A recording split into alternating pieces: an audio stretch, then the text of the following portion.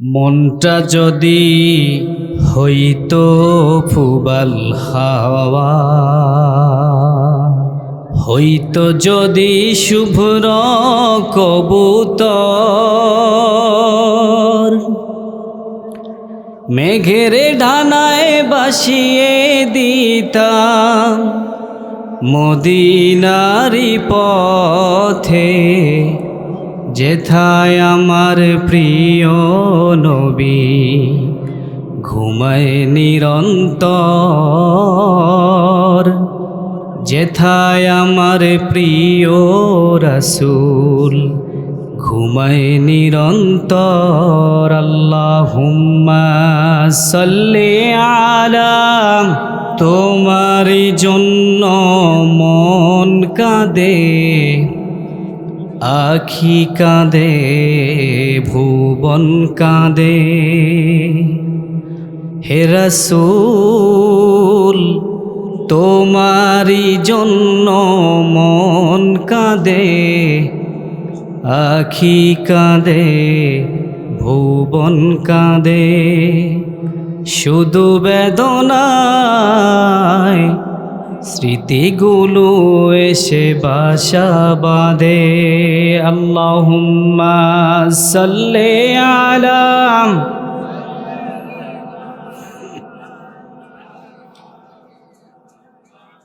সম্মানিত সামনে উপবিষ্ট মুরব্বীগণ, যুবক তরুণ ভাইয়েরা আমার, প্যান্ডেলের ফাঁকে ফাঁকে বসা ছোট্ট ছোট্ট মাসুম বাচ্চারা, পর্দার আড়ালের মা ও বোনেরা, স্টেজে বসা আমার সাথে আসা মেহমানবৃন্দ, মাইকের আওয়াজ যতটুকু যাচ্ছে, প্রিয় দিনদার আবেদা জায়দা মা ও বোনেরা, সামনের মিডিয়ার ভাইয়েরা, আসসালামু আলাইকুম ওয়া রাহমাতুল্লাহি ওয়া বারাকাতুহু। ঐতিহ্যবাহী লাকসাম থানার অধীন ঐতিহ্যবাহী এলাইস পশ্চিমপাড়া যুব সমাজের উদ্যোগে আজকের এই বিশাল তাফসিরুল কোরআন মাহফিল, যে যুবকদের অক্লান্ত পরিশ্রমে আজকের এই মাহফিলের আয়োজন, প্রবাসীর ভাইয়েরা, যুবক ভাইয়েরা এবং মুরব্বীদের বুদ্ধি পরামর্শে আজকের এই মাহফিল সকল যুবক, সকল মুরব্বী এবং সকল প্রবাসী ভাইদেরকে আল্লাহ কবুল করুক বলে আমিন। প্রিয় মুসল্লিগণ, তাফসির শব্দের ব্যাখ্যা হলো উন্মুক্ত করা, খুলে দেওয়া। প্রায় মাহফিলের ব্যানারে এবং পোস্টারে লেখা থাকে তাফসিরুল মাহফিল। এই তাফসির শব্দটার অর্থ হলো কি? খুলে দেওয়া, উন্মুক্ত করা। অর্থাৎ তাফসিরুল কোরআন মানে এই কোরআনের ভিতরে যে আয়াতগুলো আছে এগুলার ব্যাখ্যা, শানে নুজুল, বিস্তারিত আলোচনা, এটার নাম হলো তাফসির। বুঝতে পারছেন সকলে? আজ আমরা কথা বলবো পবিত্র কোরআনের 28 নম্বর একটি সূরা। এর আগে আমার সাথে সকলেই বলেন তো, পবিত্র কোরআনে মোট কয়টি সূরা আছে? 114টি সূরা রয়েছে। আজ আমরা কথা বলবো পবিত্র কোরআনের 28 নং সূরা। সূরাটির নাম সূরা কাসাস। এই সূরাটি মক্কায় অবতীর্ণ হয়। আমরা কথা বলবো সূরা কাসাসের 6 নং আয়াত থেকে। এ সূরাটি কোথায় নাজিল হয়? এ সূরাটি রাসূল সাল্লাল্লাহু আলাইহি ওয়াসাল্লাম মক্কা ছেড়ে যখন মদিনার পথে রওনা হয়, মক্কার জালেম এবং কাফিরদের যন্ত্রণায় রাসূল সাল্লাল্লাহু আলাইহি ওয়াসাল্লাম যখন মদিনায় রওনা হয়, ঠিক ওই সময় এ সূরার কিছু অংশ বিশেষ আল্লাহ নাজিল করেন। বলা যায় এ সূরাটি মক্কা জীবনের শেষ সূরা, মক্কা জীবনের। তাহলে আমরা আজকে কথা বলবো যে সূরাটির নাম সূরা কাসাস। যে আয়াত থেকে কথা বলবো আয়াত নং 6। আল্লাহ রাব্বুল আলামিন আমাদেরকে ধৈর্য সহকারে বসার তৌফিক দান করুক, বলি আমিন। আল্লাহ রাব্বুল আলামিন বলেন, وَأَوْحَيْنَا إِلَى أُمِّ مُوسَى عَنْ أَرْضِعِهِ وَأَوْحَيْنَا إِلَى أُمِّ مُوسَى আমি আল্লাহ, আমি মহান রব মূসার মায়ের দিলের ভিতরে ইলহাম নাজিল করলাম। আমি মহান রব মূসার মায়ের দিলের ভিতরে আমি ওহী নাজিল করলাম। আন আরদিহি, আপনি মূসাকে লালন পালন করতে থাকেন, তাকে দুধ পান করাতে থাকেন। ফাইযা খিফতি আলাইহি ফালকিহি ফিল ইয়াম্মি, মূসার বিষয়ে যখন আপনার ভয় হবে, ফালকিহি ফিল ইয়াম্মি, আপনি মূসাকে সাগরের ভিতরে, দরিয়ার ভিতরে ফেলে দেন। ওয়ালা তাখাফি ওয়ালা তাহজানি, ভয় করবেন না, দুশ্চিন্তা করবেন না। ইন্না রাদ্দুহু ইলাইকি, আমি আপনার সন্তান মূসাকে আবার আপনার কাছে ফিরিয়ে দেব। সুবহানাল্লাহ। শুধু কি আমি আপনার সন্তানকে ফিরিয়ে দেব না, ওয়াজাইলুহু মিনাল মুরসালিন, আমি এই মূসাকে নবী রসুল হিসেবে আমি প্রেরণ করেছি। এই আয়াতের তর্জমাটা আমরা পড়লাম, এখন আমরা বিস্তারিত শুনবো ইনশাআল্লাহ। এই আয়াত দ্বারা আপনারা কি বুঝতে পারলেন? অর্থাৎ মূসা আলাইহিস সালাম এবং তার মায়ের যে ঘটনাটা, মূসাকে ছোটবেলায় যখন নীল দরিয়া ফালাইছে, এই ঘটনা এটাই তো। বিস্তারিত আসেন। হযরত মূসার জন্মের সময়, হযরত মূসার জন্ম হলো মিশরে, বর্তমান মিশর শহরে, ইংলিশে যাকে বলা হয় ইজিপ্ট। মিশরের রাজধানী হলো কায়রো। ওই মিশরের ভিতরে মূসার জন্ম হলো। মূসার জন্মের আগে মিশরটা শাসন করেছিল পৃথিবীর এক স্বৈর শাসক, নাম ছিল ফেরাউন। নাম ছিল কি? অনেক বছর মিশর শাসন করলেন। এমত অবস্থায় হযরত মূসার জন্ম হলো মিশরে। হযরত মূসার জন্ম হওয়ার পরে ফেরাউন স্বপ্ন দেখলেন আকাশের ভিতরে একটা উজ্জ্বল নক্ষত্রের জন্ম হলো, উদিত হলো, বলে আল্লাহু আকবার। ফেরাউন স্বপ্ন দেখলেন আসমানের ভিতরে একটা নক্ষত্র, উজ্জ্বল নক্ষত্রর আবির্ভাব হলো। এই স্বপ্ন দেখার পরে ফেরাউন জ্যোতিষীদের কাছে গেল, কি ব্যাপার, এই স্বপ্নের ব্যাখ্যা কি? আমি তো জীবনও এমন স্বপ্ন দেখি নাই, আসমানের ভিতরে একটা উজ্জ্বল নক্ষত্র, বিষয়টা কি? মিশরের জ্যোতিষীরা ফেরাউনকে বলল, বনি ইসরাইল থেকে একজন লোক বের হবে, নবী হয়ে বের হবে। ওই নবীর মাধ্যমে আপনার ক্ষমতার পতন হবে। বনি ইসরাইলের একজন সন্তানের জন্ম হবে এবং জন্মের পরে সে নবী হবে, রসুল হবে, আর ওই লোকের মাধ্যমেই আপনার ক্ষমতার পতন হবে, বলি আল্লাহু আকবার। ফেরাউনের ঘুম কি হারাম হয়েছে নাকি আরো আরামে ঘুমাইব? ঘুম হারাম। এই স্বপ্ন এবং ব্যাখ্যার পরে ফেরাউন পুরা পাগল। ফেরাউন সিদ্ধান্ত নিল বনি ইসরাইলের সব ছেলে যারা জন্ম নিবে সবগুলাকে হত্যা করবে, কারণ নবী আসা বন্ধ করতে হবে। বলেন নাউজুবিল্লাহ। তার কিছু দুষ্ট উপদেষ্টারা বুদ্ধি দিল, বনি ইসরাইলের পরিবারে যত সন্তান জন্ম হবে আপনি সবগুলাকে হত্যা করে দেন, শুধু মেয়ে সন্তানদেরকে আপনি বাঁচিয়ে রাখেন, আর পুত্র সন্তান যারা হবে আপনি এদেরকে হত্যা করেন, তাহলে আপনার ক্ষমতা চিরস্থায়ী হবে। নাউজুবিল্লাহ কইতেন না? মানে ক্ষমতার কত পাগল।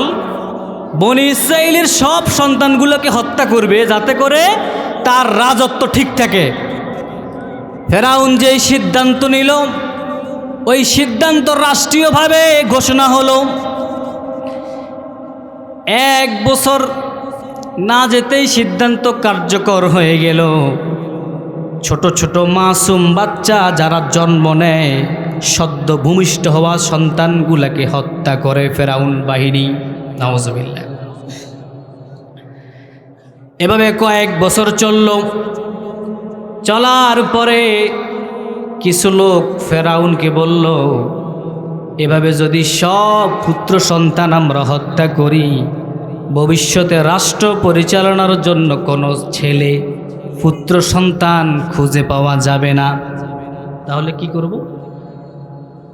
উপদেষ্টা বুদ্ধি দিচ্ছে, কয়েক কাজ করেন, 1 বছরের ছেলেকে বাঁচাই রাখবেন, পরের বছর যে হবো তাকে হত্যা করবেন। এতে করে রাষ্ট্রের কিছু সন্তান বাড়বে, আবার কিছু মরবে। ফেরাউন বুদ্ধিটা কাজে লাগাই, বুদ্ধিটা ঠিক আছে, ঠিক আছে, যাও। 1 বছরের ভিতরে বনি ইসরাইলের সব সন্তানগুলাকে হত্যা করবে, আর 1 বছরের ভিতরে সব বনি ইসরাইলের সন্তানগুলাকে জীবিত রাখবে। আল্লাহর কি হুকুম! যে বছর রাষ্ট্রীয়ভাবে ঘোষণা হলো এ বছরের সন্তানগুলাকে হত্যা করা হবে, ঠিক ওই বছর মূসা কালিমুল্লাহর জন্ম হলো। আল্লাহু আকবার। যে বছর সিদ্ধান্ত হলো এ বছর সব সন্তানগুলোকে কি করা হবে, ঠিক ওই বছর কার জন্ম হলো? একটা কথা আছে না বাংলাতে, যে রাখে আল্লাহ। পরের বছর হলো মূসা আলাইহিস সালামের ভাই হারুন। জ্যোতিষীরা ফেরাউনকে বলল, বনি ইসরাইলের ভিতরে একজন সন্তানের জন্ম হবে, সে রুবুবিয়তের দাওয়াত দেবে, তাওহীদের দাওয়াত দিবে, এক আল্লাহর দাওয়াত দিবে। তবে একটা ব্যাড নিউজ হলো, ওই বনি ইসরাইলের ওই সন্তানের মাধ্যমেই আপনার ক্ষমতার পতন হবে।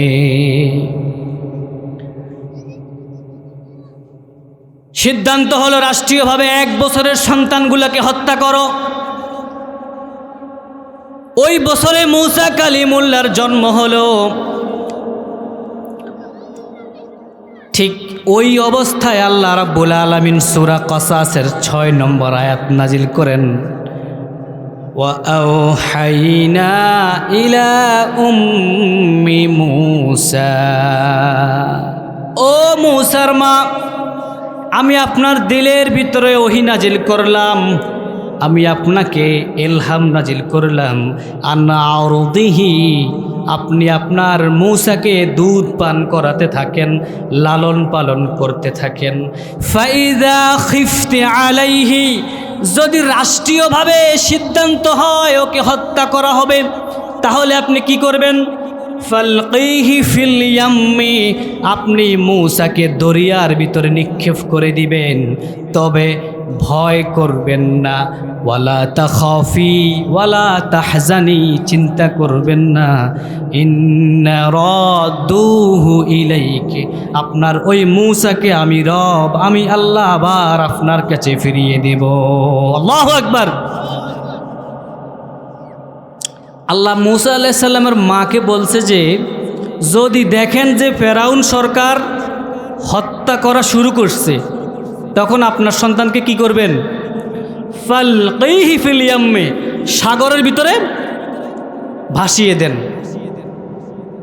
মহিলাদের কিছু উপস্থিত বুদ্ধি লাগে। আল্লাহ কিন্তু এ কথা বলেন নাই যে আপনি ওরে, ঠিক আছে নি, আল্লাহ এ কথা বলেন না যে ও মূসার মা, আপনি মূসারে নৌকাতে করে ভাসান, অথবা একটা কাঠের টুকরির মধ্যে ভাসাই দেন। আল্লাহ কিন্তু কোরআনে এই কথা বলেন না। আল্লাহ বলছেন ফালকিহি ফিল ইয়াম্মি, আপনি ওরে সাগরে ছাড়ি দেন, সাগরে। তো মহিলাদের উপস্থিত বুদ্ধি এই জন্যই প্রয়োজন। তো মূসা আলাইহিস সালামের মা কিন্তু ওরে সাগরে ফালাই দেন নাই, কারণ সাগরে ফালাই দিলে তো অটোমেটিক মৃত্যু, অটোমেটিক। এজন্য মহিলাদের কিছু উপস্থিত বুদ্ধি প্রয়োজন। আল্লাহ বলছেন ফালকিহি ফিল ইয়াম্মি, ও মূসার মা, ফেরাউন সরকার যদি আপনার ঘরে ঢুকে সন্তান হত্যা করে যদি এমন পরিবেশ তৈরি হয়, ফালকিহি ফিল ইয়াম্মি, আপনি মূসাকে দরিয়ার ভিতরে ফেলে দেন। আচ্ছা, এতটুকু পর্যন্ত আসেন। এরপরে রাষ্ট্রীয়ভাবে সিদ্ধান্ত হলো এই বছরের সন্তানগুলোকে হত্যা করা হবে, জবাই করা হবে। ফেরাউনের ওই রাষ্ট্রীয় সরকারের লোকজন বাড়ি বাড়ি ঘরে ঘরে গিয়ে তল্লাশি শুরু করলো। মূসার মা মূসাকে দুধ পান করাতে লাগলেন, ভয়ে ভয়ে দুধ পান করাতে লাগলেন। মূসা আলাইহিস সালামের একজন বড় বোন ছিল। মূসা আলাইহিস সালামের মা বোনকে বললেন, মেয়েকে বললেন, যাও দেখো তো সরকারি লোকজন আসছে কিনা। মূসা আলাইহিস সালামকে দুধ পান করায় আর বলতেছে দেখো তো ফেরাউন বাহিনীর লোকজন, মানে ভয়ে ভয়ে ওর দুধ পান করাইতেছে, না জানি কখন তার গুন্ডা বাহিনী চলে আসে হত্যা করার জন্য। নাউজুবিল্লাহ। এর আগে আপনাদেরকে আমি বলে রাখি, এ পৃথিবীতে যত স্বৈর শাসক ছিল, যত স্বৈর শাসকের জন্ম হয়েছে পৃথিবীতে শুরু থেকে শেষ পর্যন্ত, ফেরাউন ছিল এক নাম্বার স্বৈর শাসক। ফেরাউনের উপরে কোনো স্বৈর শাসক নাই। তার রাষ্ট্রীয় গুন্ডারা এভাবে হাজারো বনি ইসরাইলের সন্তানগুলোকে কতল করছেন। আমি যতজন মানুষের জীবন নিয়ে গবেষণা করছি, সবচেয়ে বেশি গবেষণা করছি এই ফেরাউনকে নিয়ে। ফেরাউন শুধু একদিক থেকে খারাপ ছিল না, শুধু রাষ্ট্রটাকে রাজতন্ত্র কায়েম করে নাই, ফেরাউন ওই মিশরের ভিতরে মানুষগুলোকে দুই ভাগে রাখছে। কয় ভাগে? ফেরাউন ওই মিশরের ভিতরে, বর্তমান মিশর ইজিপ্ট শহরকে দুই ভাগে রাখছে। যারা তার কথা শুনছে এদেরকে সে সকল সুযোগ সুবিধা দিত, এবং যারা মূসা আলাইহিস সালামের দাওয়াত শুনে আল্লাহর পথে যারা আসছে এদেরকে সে অত্যাচার করত, রাতের আঁধারে তাদেরকে অত্যাচার করছে, এমন স্টিম রোলার চালাইছে। ওই ফেরাউন এখন একটা স্বপ্ন দেখে পাগল হয়ে গেছে যে তার তো পতন নিশ্চিত, অতি শীঘ্রই তার পতন হবে বনি ইসরাইলের একজন সন্তানের জন্ম হওয়ার মাধ্যমে। আর ওই সন্তানটা হলো মূসা কালিমুল্লাহ। এখন মূসার জন্ম হয়েছেনি, আপনাকে ওয়াজ শোনেন, মূসার জন্ম হয়েছে। মূসা আলাইহিস সালামকে তার মা কি করতেছেন? দুধ পান করাচ্ছেন।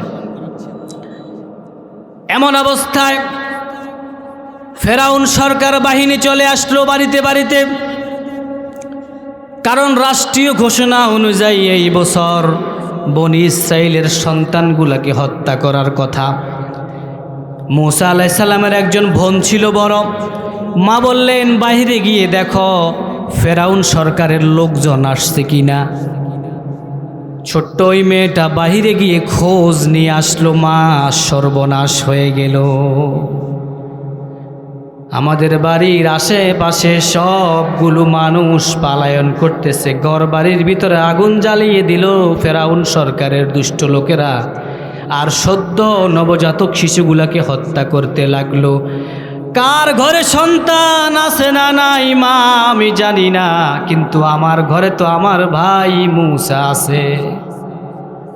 এ কথা শোনার পরে মূসার মা দুশ্চিন্তা হয়ে গেলেন, চিন্তার ভিতরে পড়ে গেলেন, ছোট্ট মূসাকে নিয়ে কি করবেন। আল্লাহ রাব্বুল আলামিন আয়াত নাজিল করেন, ফালকিহি ফিল ইয়াম্মি, আপনি মূসাকে দরিয়ার ভিতরে ফেলে দেন। ওয়ালা তাখাফি, ও মূসার মা আপনি ভয় পাবেন না। ওয়ালা তাহজানি, চিন্তা করবেন না। ইন্না রাদ্দুহু ইলাইকি, আমি আল্লাহ, আমি রব, আমি মহান সত্তা আপনার মূসাকে আবার আপনার কাছে ফিরিয়ে দেব। আল্লাহু আকবার। আল্লাহ পারে কি পারে না? আল্লাহর কারিশমাটা দেখে না, কি রব আমরা পাইছি। আল্লাহু আকবার। ফেরাউন সরকারের ভয়ে মূসার মা মূসাকে সাগরের ভিতরে ফেলে দিলেন। তাফসিরে জালালাইনে আসলো, যেই টুকরিটার ভিতরে ফালালেন, ওই টুকরির ভিতরে কিছু খড়কুটা ছিল। একটা টুকরির ভিতরে খড়কুটা দিয়ে মূসাকে দরিয়ার ভিতরে ফেলে দিলেন। আল্লাহ রাব্বুল আলামিন পানিকে বললেন, ও পানি, তুমি ঊর্ধ্বমুখী চাপ প্রয়োগ করো। কোন চাপ? ক্লাস 9-এর কিছু পড়া আছে, সায়েন্সের পড়া আছে। পানির ভিতরে যখন প্রেসার দেওয়া হয়, পানি তখন ঊর্ধ্বমুখী চাপ প্রয়োগ করে। আমরা যখন বিমান চালাই বা বিমানে যখন আমরা উঠি, এত ওজনের বিমানটা এটা কিভাবে চলে? কম্প্রেসারের মাধ্যমে। কিসের মাধ্যমে? হাওয়ার মাধ্যমে। হাওয়া তৈরি করে, প্রেসার ক্রিয়েট করে, এরপর বিমান শূন্যে ভাসে। সুবহানাল্লাহ। এভাবে আল্লাহ পানিকে বলে দিলেন, ও পানি, ও সাগর, তোমার সৃষ্টিকর্তা আমি তোমাকে বললাম আমার মূসা ওই সাগরের ভিতরে টুকরির ভিতরে আছে, খবরদার আমার মূসা যেন না ডোবে, তুমি ঊর্ধ্বমুখী চাপ প্রয়োগ করো। বাতাসকে বললেন, ও বাতাস, আমি তোমার খালিক, আমি তোমার সৃষ্টিকর্তা, সুন্দর করে বাতাসটা হালকাভাবে বাতাস করতে করতে আমার মূসাকে তুমি ফেরাউনের বাড়ি পর্যন্ত নিয়ে যাও। আল্লাহু আকবার। কি ভাই, এটা কেমন কথা? যেখানে ভাগের ভয়, এখানে কি আশ্চর্য ব্যাপার নয়? ফেরাউনের ভয়ে মূসার মা মূসাকে কি করছে? ফানিতে পালাই দিয়েছে, সাগরের ভিতরে। আবার আল্লাহ বলতেছেন যে এই ফানি, এই বাতাস, আমার মূসাকে ফেরাউনের বাড়ি পর্যন্ত নিয়ে যাও। আল্লাহু আকবার। তাহলে বুঝে গেল কাহিনী আরও আছে। ওয়া শোনেননি আপনারা? একটা আয়াতের তাফসির, মাত্র একটা আয়াতের তাফসির করে শেষ ইনশাআল্লাহ। আল্লাহ কি মহান! আল্লাহু আকবার। আচ্ছা, কোনো মা কি সন্তানকে এভাবে ফানিতে ফালাই দিতে পারবো? 1 কোটি টাকা দিলে কোনো মা পারবে? এটা ইমানের বিষয়। আল্লাহ আয়াত বলে দিয়েছেন যে মূসার মা, যদি তুমি ভয় পাও তাহলে তুমি তোমার সন্তানকে সাগরে ফালাই দাও, তবে না, খবরদার, আমি রব, আমি মহান রব, আমি এই সন্তানকে তোমার কাছে আবার ফিরিয়ে। এইরকম ঘোষণা যদি এলাচ গ্রামে কোনো মহিলাকে বলা হয় যে আমি তোমার সন্তানকে আবার ফিরাই দিমু, 1 কোটি টাকাও দিমু, তুমি তোমার সন্তানকে ফানিতে ফালাই দাও, কোন মহিলা এটা রাজি হবে বলেন? রাজি হব নি? আহ, কি মা, কি মা! আল্লাহু আকবার। আসলে মায়ের তুলনা পৃথিবীতে আর কেউ নাই। এখন বলবেন যে মূসা আলাইহিস সালামের মা এটা কেমনে করল? ওদের ইমান আর আমাদের এলাচ গ্রামের ইমানের কি এক নাকি? না। বিবি আসিয়ার ইমান আর কি আমাদের এলাচ গ্রামের মহিলাদের ইমান কি এক নাকি? এদের ইমান ছিল আকাশচুম্বী ইমান। এই জন্য আল্লাহ ঘোষণা দিয়েছে ফানিতে ফালাও, সাথে সাথে ফানিতে ফালাই দিছে। বুঝেন নাই? আল্লাহু আকবার। এই হচ্ছে মা। ফালকিহি ফিল ইয়াম্মি, আল্লাহর ঘোষণা অনুযায়ী পানির ভিতরে মূসা আলাইহিস সালামকে নিক্ষেপ করলেন।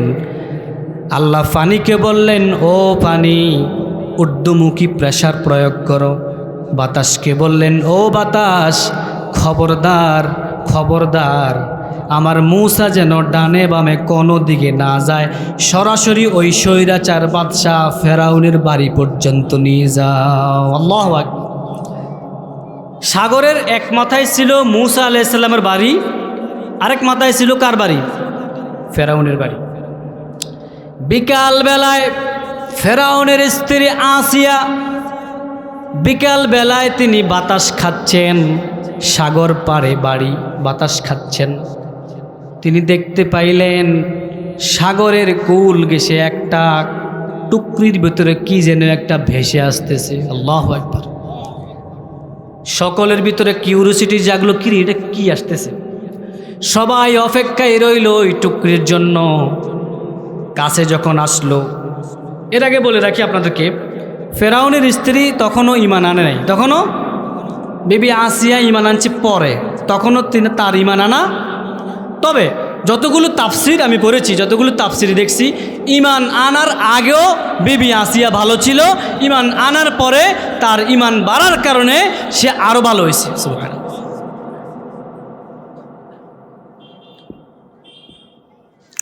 টুকরিটা যখন কিনারায় আসলো, বিবি আসিয়ার যে লোকগুলা ছিল ওই লোকেরা ওই টুকরিটা নিয়ে দেখল, আহারে কি সুন্দর গোলাপের মতো ফুটফুটে চাঁদের মতো সুন্দর একটা পুত্র সন্তান। আল্লাহু আকবার।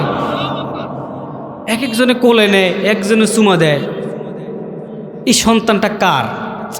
এখন বিবি আসিয়ার সাথে ডাইনে বামে যে মহিলাগুলা ছিল সে তো রানী ছিল, কারণ পুরা মিশর চালাইতো কে? ফেরাউন। তো ফেরাউনের বউ কি রানী হইতো না? আমগো এলাজ গ্রামের মহিলার মতনই হবো। ইমান না আনলেও সে তখন রানী। কয় এবারে অনেকে আসছে, আইসা কয় দেখেন তো কি সুন্দর একটা বাচ্চা। ফেরাউনের স্ত্রী আসিয়া বুঝে গেছে, এই বাচ্চাটার ইতিহাস আমার বুঝা শেষ। জালেম ফেরাউনের ভয়ে কোনো মা তার সন্তানকে সাগরের ভিতরে ফেলে দিছে। বলছি না যে এই মহিলাটা ইমান আনার আগেও ভালো ছিল, ইমান আনার আগেও। আচ্ছা, সবাই কোলে নিছে, এখন কান্না থামে না। মুসা আলাইহিস সালাম শুধু কাঁদে আর কাঁদে। এটা বিশাল এক তাফসীর, আমি সময় সংক্ষিপ্ত এই জন্য সংক্ষেপ করে বলতেছি। ফেরাউনের স্ত্রী আসিয়ে কোলে নিচে কাঁদে, কারো কোলেই থাকে না, শুধু কান্নাকাটি করে। এখন ফেরাউনের কিন্তু কোনো সন্তান নাই, আপনারা জানেন। একজনের সন্তান, তার সন্তান নাই। ফেরাউনের স্ত্রী সিদ্ধান্ত নিল এই সন্তানটাকে আমি লালন পালন করব। আল্লাহর কারিশমাটা দেখছেন, কি মহান রব আমরা পাইছি। যেই সন্তানের কারণে রাষ্ট্রীয়ভাবে ঘোষণা হলো যে বনী ইসরাইলের সব সন্তানগুলোকে কি করো? কতল করো। ওই সন্তান আবার কার ঘরে উঠছে? ফেরাউনের ঘরে উঠছে। মানে যেখানে বাঘের ভয় ওইখানে সিদ্ধান্ত হলো, ফেরাউনের স্ত্রী বিবি আসিয়া সিদ্ধান্ত নিল এই সন্তানকে আমি লালন পালন করব। ফেরাউন রাতে যখন ঘরে আসলো, ফেরাউনকে চেয়ে বলল, ওগো স্বামী, আজকে আমি একটা আবদার করব তোমার কাছে, তুমি আমার আবদার রাখতে হবে। কি আবদার? সাগরের কুল ঘেঁষে একটা সন্তান আসলো, চাঁদের মতো সুন্দর, গোলাপের মতো ফুটফুটে। ওই সন্তানটাকে আমি লালন পালন করব। কি? তুমি এই সন্তানকে লালন পালন করবে? তোমার এত বড় সাহস! যেখানে পাইছো ওকে তাকে ওইখানে দিয়ে দাও, না হয় আমি এই সন্তানকে হত্যা করব। নিশ্চয়ই ওই কোনো বনী ইসরাইলের সন্তান, কোনো মা হয়তো আমার সরকারের ভয়ে তাকে সাগরের ভিতর ফেলে দিছি। তুমি এক্ষুনি তাকে সমুদ্রে ফেলে আসো, না হয় আমার লোকজন তাকে হত্যা করবে। বলি নাউজুবিল্লাহ। আমি বলছি না যে পৃথিবীতে যত স্বৈর শাসক ছিল এদের ভিতরে সবচেয়ে বড় স্বৈর শাসক ছিল ফেরাউন। এর ভিতরে মায়া মমতা কিচ্ছু নেই। মায়া মমতা।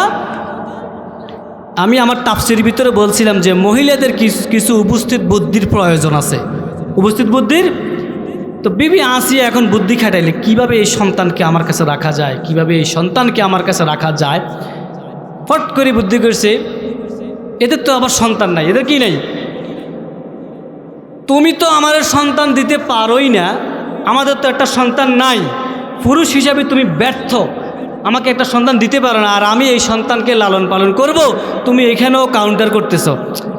এই কথা বলার পরে ফেরাউন একটু চুপ হয়ে গেছে। একটু কি হয়েছে? মানে তাকে একটা লজ্জা দিছে, এই জন্য সে কি হয়ে গেছে? ঠিক আছে ঠিক আছে, যাও, তোমার যা ভালো লাগে তুমি করো, যা ভালো লাগে তুমি করো। ফেরাউনের স্ত্রী এখন মহা খুশি, এই সন্তানকে লালন পালন করবে। রাষ্ট্রীয়ভাবে সিদ্ধান্ত হলো এই সন্তান এখন থেকে ফেরাউনের স্ত্রী বিবি আসিয়ার কাছে থাকবে। এখন সন্তানের একটা প্রবলেম হলো, সে শুধু কাঁদে আর কাঁদে। সে শুধু, আল্লাহর কারিশমাটা দেখেন। ওই যে আল্লাহ বলছেন ইন্না রাদ্দুহু ইলাইক, ও মূসার মা ভয় পাবেন না, চিন্তা করবেন না, আমি রব আপনার মূসাকে আপনার কাছে আমি ফিরিয়ে দিব। ইন্না রাদ্দুহু ইলাইক, আপনি শুধু ধৈর্য ধরেন, আপনার সন্তানকে আমি ফিরিয়ে দিব। সুবহানাল্লাহ। এখন বাচ্চা শুধু কাঁদে। বাচ্চাটার নাম কি? আপনাদের মন কি এখানে না দোকানে? এখন তো ওয়াজ মাহফিলগুলো হচ্ছে ওয়াজও দোয়ানের মাহফিল। ওয়াজও আমরা বলি আর কি তাফসির মাহফিল, হুদে ওয়াজও দোয়ানের মাহফিল। আপনি দেখেন না এখানে কয়জনের দোকানে কয়জন? আমি আসার সময় দেখছি কি পরিমাণ দোকানও, মানুষও সব ওইখানে, আবার মহিলারাও আসে।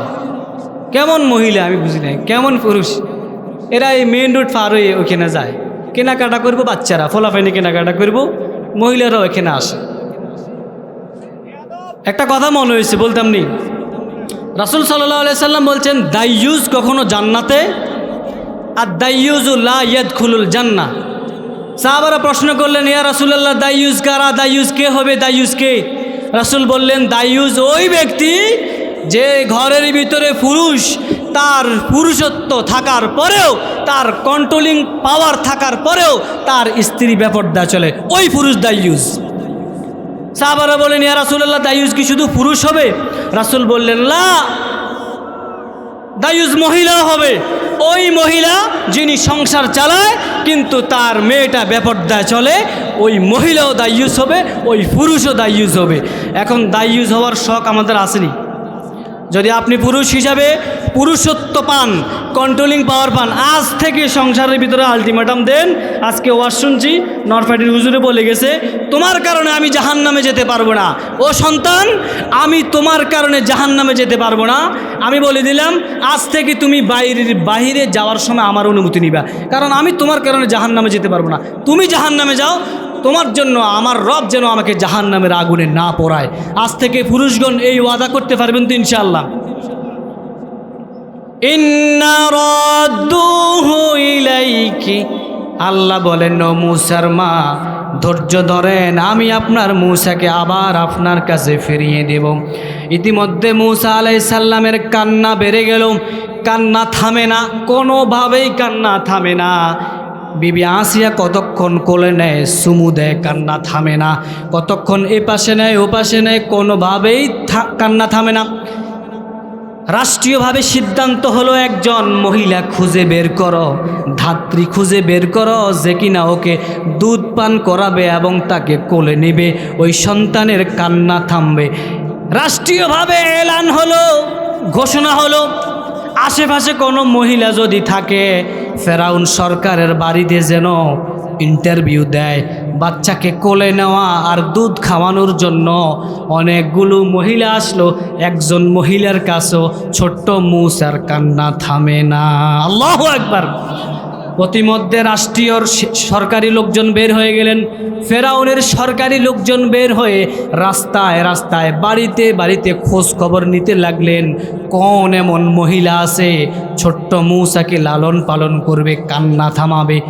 এর আগে আপনাদের কি বলে রাখি, মূসার ভয়ে ইতিমধ্যে মানুষ, আর ফেরাউনের ভয়ে ইতিমধ্যে মানুষ ঘরবাড়ি সারি চলে গেছে, কারণ তার সিদ্ধান্ত হলো 1 বছরের বনি ইসরাইলের সন্তানদেরকে কি করো, হত্যা করো। এর ভয়ে কি কোনো মহিলা তার সন্তান নিয়ে ঘরে থাকবে? বলেন থাকবে? এখন মহিলা নাই, মহিলা পাওয়া যাচ্ছে না। ইতিমধ্যে রাস্তার ভিতরে মূসা আলাইহিস সালামের বোন, ওই ছোট্ট মেয়েটা, কোনো তাফসিরে আসছে ওর নাম ছিল মরিয়ম, ওর কাছে এসে বলল এই এদিকে আসো, আমরা একজন ধাত্রীর খোঁজে বের হলাম, একজন মহিলার সন্তান তুমি আমাদেরকে দিতে পারবে কি না? আমাদের একটা বাচ্চা আছে শুধু কান্না করে, আমরা ওকে নির্দিষ্ট পরিমাণ বেতন দিব, খাওয়াবো এবং রাষ্ট্রীয়ভাবে ওইখানে আমরা তাকে থাকার ব্যবস্থা করব। মূসা আলাইহিস সালামের বোন একটু চিন্তা করলেন, কিছুদিন আগে আমার ভাই হয়েছে মূসা আলাইহিস সালাম, ভাইকে আমার মা ফেরাউন সরকারের ভয়ে সাগরে পালাই দিছে। আমার মা এখনও কিন্তু চাইলে একটা সন্তান লালন পালন করতে পারেন, বলতেছে আমার সাথে আসেন। ফেরাউন সরকারের লোকজন মূসা আলাইহিস সালামের ছোট্ট বোন মরিয়মের সাথে গেলেন, এইটা আমাদের ঘর, এখানে আমি আর আমার মা থাকে, আপনারা যদি বলেন আমার মাকে আমি নিয়ে যেতে পারি। ফেরাউন সরকারের লোকজন খুশি হয়ে গেলেন, মূসা আলাইহিস সালামের মায়ের সাথে কথা বললেন, কন্ট্যাক্ট করলেন, চুক্তি করলেন, কি প্রয়োজন হলে আপনি আমাদের রাষ্ট্রীয় ভাণ্ডারে গিয়ে দুধ পান করাবেন, আপনার কি চাই, কত স্বর্ণ অলংকার চাই, কত মুদ্রা চাই। সে বলছে আমি আগে গিয়ে দেখি। মূসা আলাইহিস সালামের মা ফেরাউনের রাজপ্রাসাদে গেলেন। যাওয়ার পরে শুধু কান্নার আওয়াজ শুনতে পেলেন। যেই মাত্র তার সন্তানকে দেখলেন, ওই মাত্র মূসা আলাইহিস সালামের মায়ের চোখ দিয়ে পানি অঝরে ঝরতে পড়তে লাগলেন। আল্লাহু আকবার! এই সন্তানটা কার? মূসার মায়ের সন্তান। এখন তার এই সন্তানকে সে দেখে তার আবেগ কন্ট্রোল করতে পারতেছে না, তার আবেগ বেড়ে গেছে। আল্লাহ রাব্বুল আলামিন ওহী নাজিল করলেন, না ও মূসার মা, এখানে আবেগ চলবে না, এখানে আবেগ দেখালে হবে না। তুমি যদি তোমার সন্তানকে এখন কোলে নাও আর যদি বলো আমার মূসা আমার সন্তান, তাহলে এরা তোমার কোলে দেওয়ার আগে ওই সন্তানকে হত্যা করবে। ঠিক নয় কি? এখানে আবেগ কন্ট্রোল। ও মূসার মা, কন্ট্রোল, ফুল কন্ট্রোল। তুমি তোমার সন্তানকে পেয়েছ, আমার ওয়াদা সত্য কিনা? আল্লাহ রাব্বুল আলামিন বলেছেন, ইন্না রাদ্দুহু ইলাইক। ও মূসার মা, আমি তোমাকে কথা দিচ্ছি, তোমার সন্তানকে আমি আবার তোমার কাছে ফিরিয়ে দেব। এখন বলেন, আল্লাহর ওয়াদা কি সত্য নয়? আল্লাহর কথা মিলছে নি? ওয়াদাল্লাহি হক। আল্লাহ বলেন, আমি রব, আমার জবান, আমার কথা সত্য। ওমান আসদাকু মিনাল্লাহি কিলা। আমি রবের চাইতে আর সত্যবাদী কে হতে পারে? সুবহানাল্লাহ। এখন আল্লাহর ওয়াদা মিলছে। আল্লাহু আকবার! কি সিদ্ধান্ত আল্লাহর, কি শব্দ চয়ন! চিন্তা করছেন? আল্লাহ কথা দিয়েছেন যে আমি তোমাকে তোমার সন্তানকে আবার ফিরিয়ে দিব। তাও কোন জায়গার ভিতরে ফিরিয়ে দিয়েছেন? যেখানে বাঘের ভয় ওইখানে ফেরাউনের বাড়িতে ওই সন্তানকে। এখন কারো কোলে তো থাকে না। যেই মাত্র মূসা আলাইহিস সালামের মা মূসা আলাইহিস সালামকে কোলে নিলেন, আল্লাহর কুদরতিতে তার কান্না বন্ধ হয়ে গেল। সুবহানাল্লাহ! কান্না বন্ধ হয়ে গেল। এখন তাকে দুধ খাওয়ালেন। রাষ্ট্রীয়ভাবে সিদ্ধান্ত আসলো, এই দুধ খাওয়ানোর বিনিময়ে আপনি কি চান? আপনি কি চান? আমরা আপনাকে নির্দিষ্ট পরিমাণ স্বর্ণ অলংকার দিব। মূসার মা মাত্র বলতেছেন যে আমার কিছু লাগবে না। এই কথাটা বলবেন, আল্লাহ আবার ওহী নাজিল করলেন, না, সব জায়গায় আবেগ চলবে না। ও মূসার মা, তুমি যদি বলো যে আমার 1 টাকাও লাগবে না, তাহলে ওদের ভিতরে সন্দেহ ঢুকবে, হয়তোবা এই সন্তান তোমার, তুমি বিনিময়ে নাও। তুমি এক ঢিলে 2 পাখি পাইবা, একে তো বিনিময় পাইবা, অপরে তো তোমার সন্তান তুমি তোমার কাছে ফিরে পাইবা। সুবহানাল্লাহ! এখন রাজি হয়েছেন যে ঠিক আছে আমি বিনিময় নিব, আপনারা আমাকে যা দেন, খুশি মানে আমাকে যা দেন আমি বিনিময় নিব। এখন ওনাকে থাকার জন্য বলছে, আপনি আমাদের রাষ্ট্রীয়ভাবে আমরা আপনাকে একটা রুমের ব্যবস্থা করে দেব, আপনার কাজ হলে শুধু এই সন্তানকে দুধ খাওয়াবেন। এই সন্তানকে? মূসার মা বলতেছেন, না, আমার স্বামী আছে, আমার মেয়ে আছে, আমি থাকতে পারবো না। এখন রাষ্ট্রীয়ভাবে আবার প্রেস ব্রিফিং হলো, ঠিক আছে আপনি যেহেতু থাকতে পারবেন না, আমার রাষ্ট্রের কর্মচারীরা আপনার কাছে 2 বার যাবে। সকালে 1 বার দুধ পান করে আসবে, বিকালে আরও 1 বার দুধ পান করে আসবে, তবে আপনার বিনিময়ে আমরা আপনাকে দেব।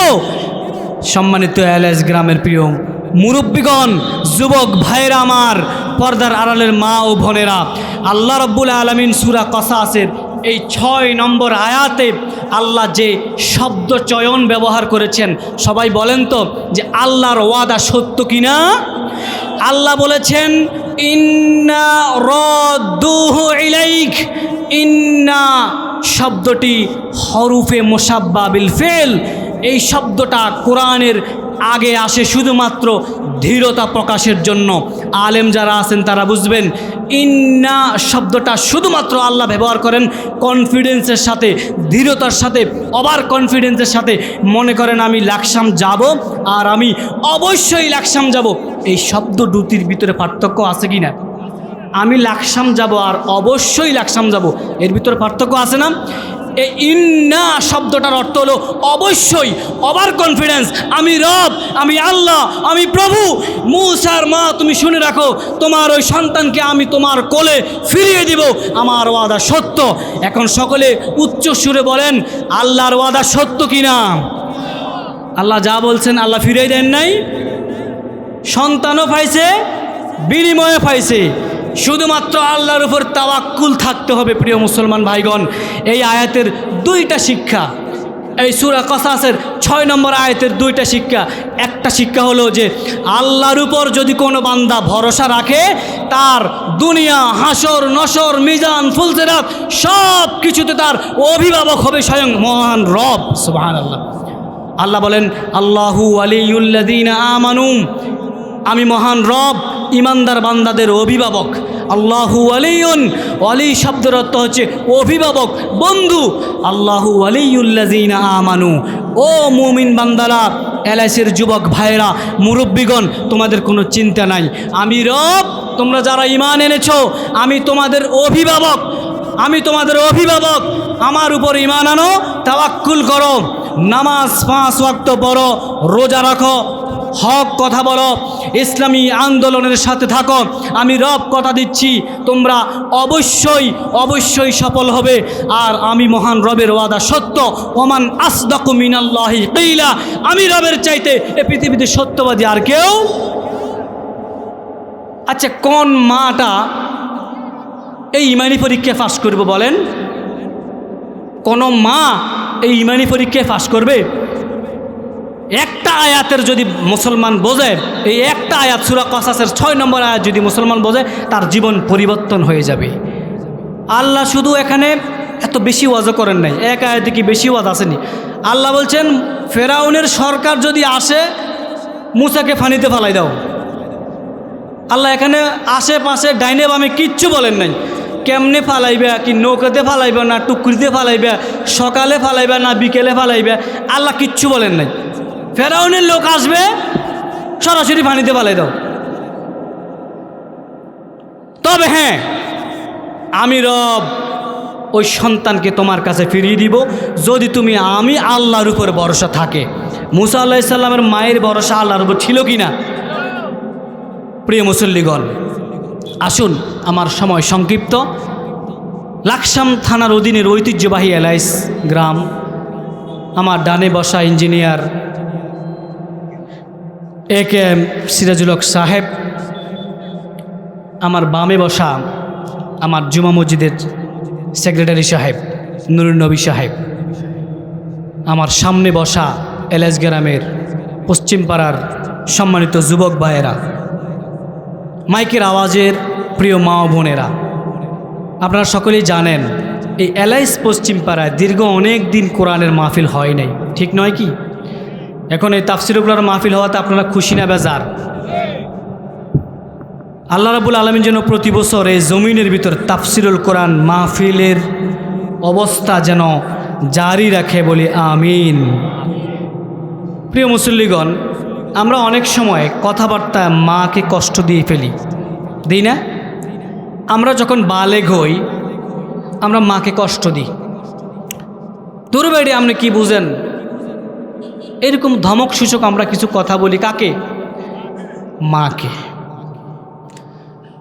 আজকের আলোচনা থেকে যদি কিছু বোঝেন, আজকে রাত্রে গিয়ে মা এবং বাবার কাছে মাপ চাইবেন যে মা, বাবা, আমি অনেক অন্যায় করেছি, অনেক ভুল করেছি, আমাকে মাফ করে দেন, আমাকে ক্ষমা করে দেন, আমি আর জীবনও আপনার সাথে বেয়াদবি করব না। মুসলমান, ওয়াল্লাহি আল্লাহর কসম করে বলি, এই পৃথিবীতে কোনো মানুষের আপন যদি কেউ থাকে, তার মা, তার বাবা। মা বাবা ছাড়া আপন কেউ নাই। মা বাবা ছাড়া আপন কেউ নেই। আমার সময় সংক্ষিপ্ত, আমি এখনই আলোচনা শেষ করব। আমি আপনাদেরকে অনুরোধ করব, আজ থেকে আমরা যে আলোচনাটা শিখলাম, বুঝলাম যে একটা আয়াতের তাফসির, আমরা আমাদের মায়ের সাথে আর কখনো বেয়াদবি করব না। আল্লাহ রাব্বুল আলামিন যেন আমাদের সকলকে মায়ের খেদমত করার তৌফিক দেয়, বলি আমিন।